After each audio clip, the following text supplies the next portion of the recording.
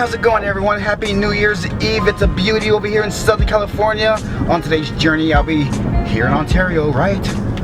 Surprise! Anyways, I'll be heading to Armsley Square just south of the 10 freeway, just off of Euclid Avenue, and I'll be recognizing the history and the individual. Why am I scratching my neck? I take showers, by the way. The individual who created it. Let this journey begin!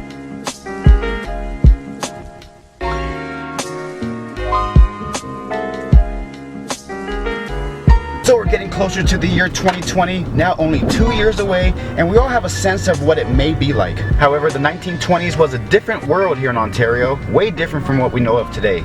It was a town full of opportunity and a land of opportunity, quite literally. The 20s was a decade for rapid growth in Ontario, a perfect area since there was so much vacant land in the city. Just like everywhere else at the time, Ontario was in its early stage of development, but that didn't discourage the people from settling in Ontario. Recognizing the growth of an increasing population at a whopping 7,200, a 10% increase from 1910, John S. Armstrong, the founder of Armstrong Nurseries, purchased 20 acres on the southwest corner of 6th Street and Euclid Avenue to create Armsley Square in 1924. In 1925, Mr. Armstrong built his mansion on the northwest corner of Armsley and Euclid. Right here, but it was torn down back in 1959, and he insisted that a church is to be built here if his mansion was ever torn down. And check this out. It's a plaque commemorating the success achieved by Mr. Armstrong.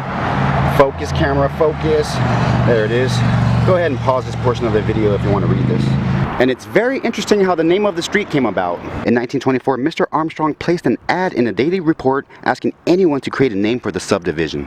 Over 400 names were submitted, and the winner was Helen M. Hughes, who won $25 for creating the name Armsley Square. A ravishing tract shadowed by camphor trees lined with Mediterranean-style homes, and a pleasant subdivision where some of Ontario's prominent called home. Still lit by the original street lights from the 1920s, and the only street in Ontario that has them standing today. Most of the houses here were built between 1925 and 1941, and some residents included J.B. Draper, Charles Latimer, Tony Maglica, and Charles Frankish. Armsley Square is in fact a thing of beauty, but his most notable achievement is using nature's beauty to create Armstrong Nurseries. It was located on the northeast corner of Euclid and D Street and became famous for their roses.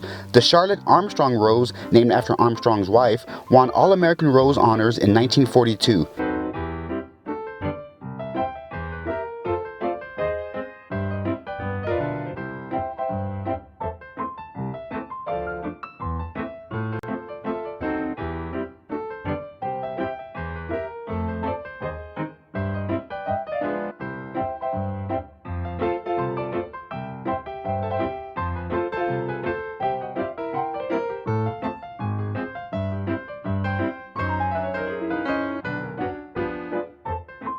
Well, everyone, that's going to conclude this journey over here on Jerry James Journeys. Thank you very much for watching, and remember to live, learn, and explore.